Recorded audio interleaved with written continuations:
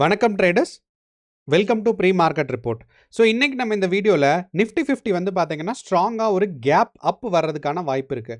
அப்போ இந்த gap up வர்றதுக்கான வாய்ப்பு எப்படி இருக்கும், எவ்வளோ பாயிண்ட்ஸ் கேப் அப் வரும் அப்படிங்கிறத நம்ம டீட்டெயிலாக இந்த வீடியோவில் பார்ப்போம்.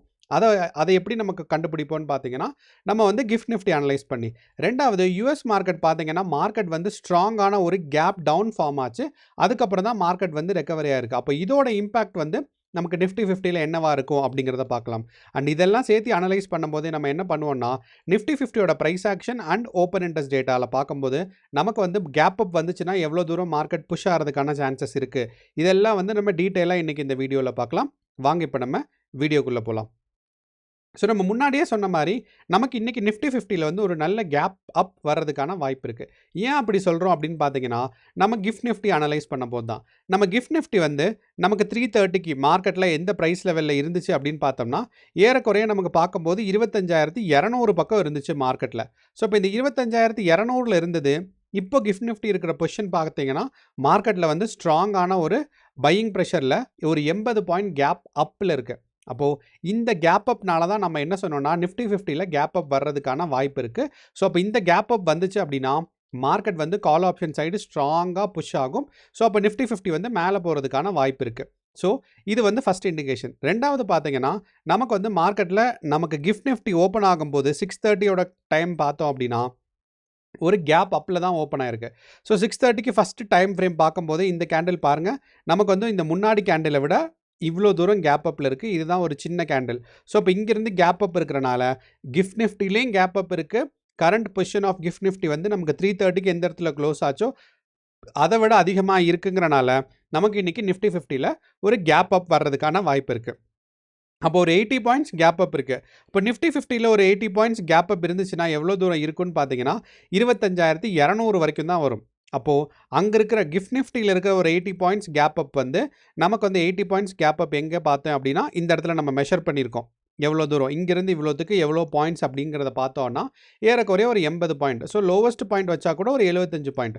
அப்போது இந்த 80 பாயிண்ட்டோ 75 பாயிண்ட்டோ வந்து நமக்கு நிஃப்டி 50ல மேலே கேப் அப் வந்துச்சு அப்படின்னா நமக்கு வந்து 25,200ங்கிற முக்கியமான ரெசிஸ்டன்ஸ் கூட தான் இருக்குது. அப்போது இந்த 80 பாயிண்ட் கேப் அப் வந்துச்சு அப்படின்னா மார்க்கெட் வந்து பார்த்தீங்கன்னா நமக்கு ஏற்கனவே சொன்ன ப்ரைஸ் ரேஞ்சான 25,200க்கும் 25,000க்கும் நடுவில் தான் புஷ் ஆகிட்டு இருக்கும். ஆனால் அதே சமயம் நமக்கு கேப் அப் வரும்போது, ஏன்னா இப்போ இருக்கிற கிஃப்ட் நிஃப்டி தான் நமக்கு பார்க்கும்போது 80 பாயிண்ட்ஸ் இருக்குது. ஆனால் நமக்கு 9 மணிக்குள்ளே கிஃப்ட் நிஃப்டி வந்து எவ்வளோ தூரம் புஷ் ஆகும் அப்படிங்கிறது தெரியாது. ஏன்னா இப்போ நமக்கு மார்க்கெட்டில் ரெக்கார்ட் பண்ணும்போது டைம் வந்து 7:15. அப்போது 9 மணிக்குள்ளே மார்க்கெட் இன்னும் கொஞ்சம் ஒரு 10-20 பாயிண்ட்ஸ் வந்து மார்க்கெட்டில் இப்போயே பார்த்தீங்கன்னா மார்க்கெட் வந்து பாசிட்டிவ் ஆயிடுச்சு. ஸோ 9 மணிக்குள்ளே ஒரு 25,300 மேலே கிராஸ் ஆயிடுச்சு கிஃப்ட் நிஃப்டி அப்படின்னா நமக்கு வந்து நிஃப்டி 50ல ரொம்பவே ஸ்ட்ராங்கான ஒரு கேப் அப் இருக்கும். அந்த கேப் அப் ஏன் இம்பார்ட்டண்ட் அப்படின்னா, ஏன் 80 பாயிண்ட் கேப் அப்க்கும் 100 பாயிண்ட் கேப் அப்க்கும் இம்பார்ட்டண்ட்னா, இந்த முக்கியமான ஒரு ரெசிஸ்டன்ஸ் பாயிண்ட்டான 25,200 வந்து மேலே கிராஸ் பண்ணிடும். ஸோ அப்படி கிராஸ் ஆகிறனால நமக்கு என்ன தெரியும் அப்படின்னு பார்த்தீங்கன்னா, அடுத்த ரெசிஸ்டன்ஸான 25,500 வரைக்கும் மார்க்கெட் வந்து புஷ் ஆகிறதுக்காக சான்சஸ் இருக்குது. ஸோ அப்போது அடுத்த ரெசிஸ்டன்ஸ் 25,450 இருக்குது, 500ன்னு சொல்லலாம். ஸோ ஆப்ஷன் ப்ரைஸ் வச்சு பார்த்தோன்னா 25,500 வரைக்கும் மார்க்கெட் புஷ் ஆகலாம். அப்போது இன்றைக்கி கிஃப்ட் நிஃப்டியில் வந்து மார்க்கெட் எவ்வளோ தூரம் கேப் அப் வருது அப்படிங்கிறத பொறுத்து தான் பார்த்தீங்கன்னா நமக்கு வந்து மார்க்கெட் வந்து எவ்வளோ தூரம் மேலே புஷ் ஆகும்னு சொல்லலாம். ஸோ நான் மறுபடியும் சொல்கிறேன், மார்க்கெட்டில் கேப் அப் வரும்போது இந்த 25,200க்கு பக்கத்தில் கேப் அப் வந்துச்சுன்னா இன்றைக்கி டவுன்ஃபால், இல்லைனா இந்த மாதிரி ஒரு சைட் வேஸ் இருக்கும். 25,200 இந்த ரெசிஸ்டன்ஸ் ரேஞ்சை தாண்டிடுச்சு அப்படின்னா மார்க்கெட் வந்து 25,500 நோக்கி போயிட்டுருக்கும். ஸோ இந்த டேட்டாவை சப்போர்ட் பண்ணுற மாதிரி நமக்கு என்ன இருக்குதுன்னு பார்த்தீங்கன்னா நம்மளோட ஓப்பன் இன்ட்ரெஸ்ட் டேட்டா இருக்குது. அப்போ இந்த ஓப்பன் இன்ட்ரெஸ்ட் டேட்டாவில் நம்ம வந்து கிளியராக நமக்கு என்ன தெரியுது அப்படின்னா, மார்க்கெட்டில் எந்தெந்த இடத்துல ஓஏ சேஞ்சஸ்லாம் அதிகமாக இருக்குது அப்படின்னு நமக்கு பார்த்தோம்னா, அட் த மணியான 25,200 தான் இருக்குது. ஆனால் நமக்கு கேப் அப் வந்து மார்க்கெட் இந்த 25,200யும் 300யும் மார்க்கெட் வந்து கிராஸ் ஆயிருச்சு அப்படின்னா நமக்கு வந்து எவ்வளோ தூரம் புஷ் ஆகும்னா 25,500 வந்து ரொம்பவே ஸ்ட்ராங்காக புஷ் ஆகும். அப்போது இன்றைக்கி ஒரு கேப் அப் எக்ஸ்பெக்ட் பண்ணுறோம். அப்போ இந்த கேப் அப்லேருந்து மார்க்கெட் வந்து மேலே ரெக்கவரி ஆகுமாங்கிறது எவ்வளோ தூரம் கேப் அப் வருதுங்கிறத பொறுத்து தான் நம்ம வந்து டிசைட் பண்ண முடியும். ஏன்னா நமக்கு வந்து பார்த்தீங்கன்னா நமக்கு வந்து 13ஆம் தேதி, அதாவது திங்கக்கிழமை ஒரு கேப் டவுன் வந்துச்சு. அந்த கேப் டவுனை கேப் ஃபில்லிங் வந்து உடனேவே பண்ணிருச்சு நமக்கு தெரியும். அதே மாதிரி இந்த இடத்துல கேப் அப் வந்துச்சு அப்படின்னா மார்க்கெட் வந்து மறுபடியும் சீக்கிரமாக கேப் ஃபில்லிங் பண்ண தான் ட்ரை பண்ணும். அதனால மார்க்கெட் வந்து மேலே மூவ்மெண்ட்ஸ் வந்து கம்மியாக இருக்கும். ஸோ ப்ரொவைடட் நான் மறுபடியும் சொல்கிறேன் 25,200 கிராஸ் பண்ணால் தான் மார்க்கெட் வந்து மேலே போகும். இது ப்ரைஸ் ஆக்ஷனும் இந்த டேட்டாவை சப்போர்ட் பண்ணுது. ஓப்பன் இன்ட்ரெஸ்ட் டேட்டாலையும் பார்த்தோம்னா இந்த 25,200 தான் நமக்கு ஸ்ட்ராங்கான கால் ஆப்ஷன்ஸ் இருக்குது. அப்போ இதை கிராஸ் ஆயிடுச்சுன்னா அடுத்ததான 300 500 தான் நமக்கு இருக்கிற இது. ஸோ அப்படிங்கிறனால மார்க்கெட் வந்து இவ்வளோ தூரம் புஷ் ஆகிறதுக்காக சான்சஸ் நமக்கு ரொம்பவே அதிகமாக இருக்குது. அதே சமயம் சரி நம்ம வந்து பாசிட்டிவாக தான் போகும். கிஃப்ட் நிஃப்டி பாசிட்டிவாக இருக்குது, நமக்கு ப்ரைஸ் ஆக்ஷன் பாசிட்டிவாக இருக்குது. அதே மாதிரி ஓப்பன் இன்ட்ரெஸ்ட் டேட்டாவில் நம்மளோட பிசிஆர் ரேஷியோ பார்த்தீங்கன்னா 0.7 இருக்குது, விச் சப்போர்ட்ஸ் ஒரு புல்லிஷ் மூவ்மெண்ட். அப்போ மார்க்கெட் மேலே போகும்னு எக்ஸ்பெக்ட் பண்ணலாம். ஆனால் ஏதோ ஒன்று நடந்து மார்க்கெட் வந்து இந்த ரெசிஸ்டன்ஸுக்கு கீழேயே இல்லை கேப் அப்பே ஓப்பன் ஆகலை அப்படின்னா நமக்கு வந்து முக்கியமாக கவனிக்க வேண்டியது 2 பாயிண்ட்ஸ். ஒன்று வந்து பார்த்தீங்கன்னா 25,220 அதே மாதிரி 25,000 25,000 தான் நமக்கு வந்து முக்கியமாக கவனிக்க வேண்டியது. அப்போது 25,200க்கு கீழே வந்துச்சுன்னா மார்க்கெட் வந்து ஒரு கன்சாலிடேஷன் ஸ்டேட்டில் தான் இருக்கும். இந்த கன்சாலிடேஷன் ஸ்டேட்டை பிரேக் அவுட் பண்ணணும் அப்படின்னா 25,000க்கு கீழே மார்க்கெட் வரணும். அப்போது இன்னையோட நிஃப்டியோட 2 முக்கியமான ரெசிஸ்டன்ஸ் இதுதான். அப்போது நம்ம வந்து பாசிட்டிவாக போகுன்னு தான் எதிர்பார்க்குறோம். ஆனால் ஏதோ ஒன்று நடந்து மார்க்கெட் கீழே விழுந்துச்சுன்னா எப்போ வந்து மார்க்கெட்டில் வந்து டவுன்ஃபால் ஆகும் அப்படிங்கிறத கன்ஃபார்ம் பண்ணலான்னா 25,000 தான் கன்ஃபார்ம் பண்ணலாம். ரெண்டாவது அங்கே 25,000 கிராஸ் ஆச்சுன்னா நமக்கு வந்து 24,400 இல்லைனா 800 வரைக்கும் அழகாக மார்க்கெட் வந்து டவுன்ஃபால் ஆகும். ஸோ புட் ஆப்ஷனோட டார்கெட் இங்கேயா இருக்கும். அதே சமயம் 25,200 வந்து மார்க்கெட் காலையிலேயே கிராஸ் ஆயிடுச்சுன்னா மார்க்கெட் அப்படியே பொறுமையாக போய் 25,500 25,500 வரைக்குமே மார்க்கெட் வந்து புஷ்அப் ஆகலாம். ஸோ அப்படிங்கிறனால நம்மளோட டார்கெட் வந்து இந்த இடத்துல இருக்கணும். ஸோ கால் ஆப்ஷன் டார்கெட்னா 25,500 புட் ஆப்ஷன் டார்கெட்னா நமக்கு வந்து 24,900 தான் நமக்கு புட் ஆப்ஷனோட டார்கெட். ஸோ இது ரெண்டும் தான் பார்த்தீங்கன்னா நிஃப்டி 50யோட அனாலிசிஸ். அடுத்து வந்து நம்மளோட சென்செக்ஸ். அப்போ சென்செக்ஸில் இதே மாதிரி ஒரு கேப் அப் வந்துச்சு அப்படின்னா இந்த 26,600 தான் நமக்கு இருக்க முக்கியமான டார்கெட். ஏன்னா ஒரு சின்ன கேப் அப்போ இல்லை ஒரு கேண்டில் ஃபார்ம் ஆனாவே இந்த 82,150 வந்து ஈஸியாக வந்து நம்ம சென்செக்ஸ் கிராஸ் ஆயிரும். ஸோ அப்படிங்கிறனால 82,600 தான் நம்ம சென்செக்ஸை பொறுத்தளவு ஒரு முக்கியமான ரெசிஸ்டன்ஸ். அப்போ இந்த 82,600 இருந்து மார்க்கெட் கிராஸ் ஆச்சுன்னா அடுத்து வந்து பார்த்தீங்கன்னா 83,400 வரைக்கும் புஷ் ஆகிறதுக்காக சான்சஸ் இருக்குது. அப்போது ஒரு கேப் அப் அண்ட் இந்த 82,600 கிராஸ் ஆச்சுன்னா 83,400ங்கிற ரேஞ்ச் வரைக்கும் மார்க்கெட் சென்செக்ஸ் வந்து புஷ் அப் ஆகலாம். அதே சமயம் சென்செக்ஸ் வந்து இன்றைக்கி கேப் அப்பே வந்து இந்த 82,600க்கு கீழே தான் மார்க்கெட் ஃபார்ம் ஆயிருக்கு அப்படின்னா நம்ம வந்து 82,600க்கும் 81,790க்கும் நடுவில் தான் பார்த்தீங்கன்னா மார்க்கெட் இன்றைக்கி ஃப்ளக்சுவேட் ஆகிட்டு இருக்கும். ஸோ அப்படிங்கிறனால நமக்கு வந்து இந்த அதாவது நிஃப்டியாக இருக்கட்டும் சென்செக்ஸாக இருக்கட்டும் 82,600ங்கிறது ஒரு முக்கியமான ப்ரைஸு. அதே மாதிரி நமக்கு நிஃப்டியில் பார்த்தோம் அப்படின்னா 25,200ங்கிறது முக்கியமான ப்ரைஸ். ஸோ இது ரெண்டும் நமக்கு வந்து நிஃப்டியில் அண்ட் சென்செக்ஸில் எக்ஸ்பெக்ட் பண்ணுறது. அதே மாதிரி நம்ம சென்செக்ஸோட ஓப்பன் இன்ட்ரெஸ்ட் டேட்டா பார்த்தோம் அப்படின்னா மார்க்கெட்டில் வந்து நாளைக்கு எக்ஸ்பைரி டே அப்படிங்கிறனால புட் ஆப்ஷன் சைடு மார்க்கெட்டில் வந்து ஸ்ட்ராங்கான ஒரு பொசிஷன்ஸ் இல்லை, கால் ஆப்ஷன் சைடு தான் இருக்குது. அங்கேயும் எங்கே இருக்குன்னா 82,500 வரைக்கும் இருக்குது. ஸோ அப்படிங்கிறனால மார்க்கெட்டில் இந்த 82,500 ரீச் ஆகிறதுக்கான சான்சஸ் இன்றைக்கி ரொம்பவே ஸ்ட்ராங்காக இருக்குது. அப்போ இந்த 82,500 பிரேக் அவுட் பண்ணால் தான் மார்க்கெட் வந்து 83,000 வரைக்கும் புஷ்அப் ஆகும்.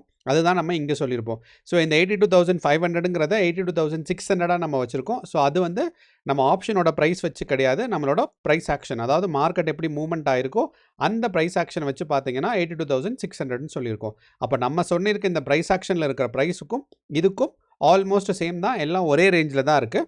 ஸோ அப்படிங்கிறனால மார்க்கெட்டில் வந்து பார்க்கும்போது 82,500லேருந்து மேலே புஷ் ஆகிறதுக்கான சான்சஸ் இருக்குது. அண்ட் நம்ம நிஃப்டியில் பார்த்த மாதிரியே இங்கேயும் கால் ஆப்ஷன் சைடு தான் அதிகமான குவான்டிட்டிஸ் இருக்குது. புட் ஆப்ஷன் சைட்ஸ் வந்து பார்த்திங்கன்னா அதிகமான குவான்டிட்டிஸ் இல்லைங்கிறனால நம்மளோட பிசிஆர் ரேஷியோ வந்து 0.65 இருக்கிறனால மார்க்கெட் வந்து ஸ்ட்ராங்காக மேலே புஷ் ஆகிறதுக்கான சான்சஸ் நமக்கு அதிகமாக இருக்குது. ஸோ கடைசியாக பார்த்தீங்கன்னா நம்மளோட பேங்க் நிஃப்டி. அப்போ இந்த பேங்க் நிஃப்டி முக்கியமாக நம்ம கவனிக்க வேண்டியது என்ன அப்படின்னு பார்த்தீங்கன்னா பேங்க் நிஃப்டி வந்து 56,700 கிட்ட இருக்குது. அப்போ இந்த 56,700 மார்க்கெட் தாண்டுச்சுன்னா எங்கே ரீச் ஆகும்னு பார்த்தீங்கன்னா 57,000 வரைக்கும் ரீச் ஆகும். ஸோ அந்த 57,000 வரைக்கும் இன்னைக்கு பேங்க் நிஃப்டி ரீச் ஆகுமாங்கிறது தான் ஒரு முக்கியமான கேள்வி. அதுக்கு வந்து ரொம்பவே ஸ்ட்ராங்கான ஒரு கேப் அப் வந்து 56,700 மார்க்கெட் வந்து புஷ் அப் ஆகணும். ஸோ இது ரெண்டும் நடந்துச்சுன்னா சென்செக்ஸ் பேங்க் நிஃப்டி பார்த்தீங்கன்னா 57,500 வரைக்கும் ரீச் ஆகும். அப்படி இல்லை அப்படின்னா மார்க்கெட் வந்து 56,700க்கு கீழே தான் மார்க்கெட் வந்து ஓப்பன் ஆயிருக்கு அண்ட் மெயின்டைன் ஆகுது ஒரு ஃபர்ஸ்ட் 1 ஹவர்னு பார்த்தீங்கன்னா 56,700க்கும் 56,000க்கும் நடுவில் பார்த்தீங்கன்னா நமக்கு சென்செக்ஸ் வந்து இருக்கும். ஸோ இந்த ப்ரைஸ் ரேஞ்சுக்குள்ளே நடுவில் இருக்கிறனால நமக்கு வந்து கன்சாலிடேஷன் ஃபேஸுங்கிறது பேர். ஸோ அப்போ நிஃப்டி 50 பொறுத்தளவு 56,700 தான் பார்த்தீங்கன்னா இன்னையோட மார்க்கெட்டில் முக்கியமான ப்ரைஸ். இது கிராஸ் ஆனால் தான் மார்க்கெட் வந்து எவ்வளவு ஸ்ட்ராங்காக மேலே போகும் அப்படிங்கிறத நம்ம சொல்ல முடியும். அடுத்து வந்து நம்மளோட ஓப்பன் இன்ட்ரெஸ்ட் டேட்டா பேங்க் நிஃப்டியோடது.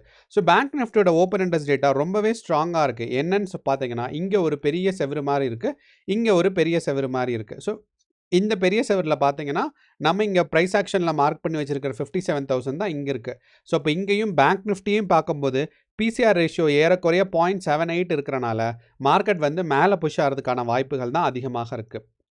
ஸோ பேங்க் நிஃப்டிக்கும் ஓப்பன் இன்ட்ரெஸ்ட் டேட்டா பார்க்கும்போது 57,000 ரீச் ஆகிறதுக்கான சான்சஸ் இருக்குது. நிஃப்டி 50க்கும் பார்த்தீங்கன்னா மார்க்கெட்டில் வந்து 25,500 வரைக்கும் ரீச் ஆகிறதுக்கான வாய்ப்பு இருக்குது. அடுத்து வந்து பார்த்தீங்கன்னா நான் ஏன் இங்கே 450ன்னு சொன்னேன்னா இது வந்து நம்மளோட ப்ரைஸ் ஆக்ஷனோட சப்போர்ட்டில் தான் போட்டிருந்தோம். ஸோ அங்கேருந்து ஒரு 50 பாயிண்ட்ஸ் வந்து வித்தின் த ரேஞ்ச் தான் இருக்குது. ஸோ அப்போ அதனால தான் நான் வந்து 25,500ங்கிறத சொல்கிறேன். அதே மாதிரி நம்ம சென்செக்ஸை பார்த்தோம்னா 83,000 வரைக்கும் மார்க்கெட் வந்து புஷ் அப் ஆகிறதுக்கான சான்சஸ் நமக்கு நிறையா இருக்குது. ஸோ மூணுமே நமக்கு வந்து மார்க்கெட் வந்து பாசிட்டிவான மார்க்கெட்டுன்னு தான் எதிர்பார்க்குறோம். பட் ஒரே ஒரு கண்டிஷன் என்ன அப்படின்னா நமக்கு வந்து gift Nifty continues to grow ஆகணும். ஏன்னா கிஃப்ட் நிஃப்டி வந்து நமக்கு க்ரோத் ஸ்டாப் ஆயிருச்சு. 9 மணிக்கு முன்னாடி ஸ்ட்ராங்கான ஒரு செல்லிங் ப்ரெஷர் இருக்குது. நல்லா தெரியும் நமக்கு இதுதான் வந்து கிஃப்ட் நிஃப்டி நேற்று நமக்கு 350க்கு ஆல்மோஸ்ட் க்ளோஸ் ஆகும்போது 25,200 பக்கம் இருந்துச்சு. நல்லா நான் வச்சுக்கோங்க, கிஃப்ட் நிஃப்டி வந்து ஃபியூச்சர்ஸ் கான்ட்ராக்ட் நிஃப்டியை பேஸ் பண்ணி தான் இருக்கும். ஆனால் நிஃப்டியை விட ஒரு 100 பாயிண்ட் இல்லைனா 50 பாயிண்ட் அஹர்டாக இருக்கும், முன்னாடி இருக்கும். ஸோ அப்படிங்கிறனால value of gift Nifty and value of நிஃப்டியை நீங்கள் கம்பேர் பண்ணக்கூடாது. ஸோ எவ்வளோ 530க்கு எந்த இடத்துல ப்ரைஸ் இருந்துச்சு, இப்போ நமக்கு எந்த இடத்துல ப்ரைஸ் இருக்குது அப்படிங்கிறத தான் பார்க்கணும். ஸோ ஓரளவு 25,300 வரைக்கும் நமக்கு வந்து 9 மணிக்குள்ளே இல்லைனா 8:45க்குள்ளே மார்க்கெட் வந்து ரீச் ஆயிடுச்சு அப்படின்னா நமக்கு வந்து கண்டிப்பாக ஒரு ஸ்ட்ராங்கான கால் ஆப்ஷன் சைடு நமக்கு மார்க்கெட் இன்னைக்கு பாசிட்டிவாக போகும். அதுக்குள்ளேன்னா மார்க்கெட் வந்து கன்சாலிடேட் ஆகிறதுக்கான சான்சஸ் நமக்கு நிறையா இருக்குது. ஸோ அப்படிங்கிறனால கிஃப்ட் நிஃப்டி டேட்டா வாட்ச் பண்ணிங்கன்னா உங்களுக்கு ரொம்ப கிளியராக புரியும். கடைசியாக பார்த்தீங்கன்னா நம்மளோட யூஎஸ் மார்க்கெட்டு நமக்கு இன்றைக்கி ரொம்ப வித்தியாசமாக தான் இருந்துச்சு. மார்க்கெட் ஓப்பன் ஆகும்போது ஒரு ஸ்ட்ராங்கான ஒரு கேப் டவுனில் ஓப்பன் ஆனாலும் நமக்கு வந்து அதை ஃபுல்லாக ரெக்கவரி ஆகி மார்க்கெட் வந்து ஸ்டேபிள் ஆயிடுச்சு.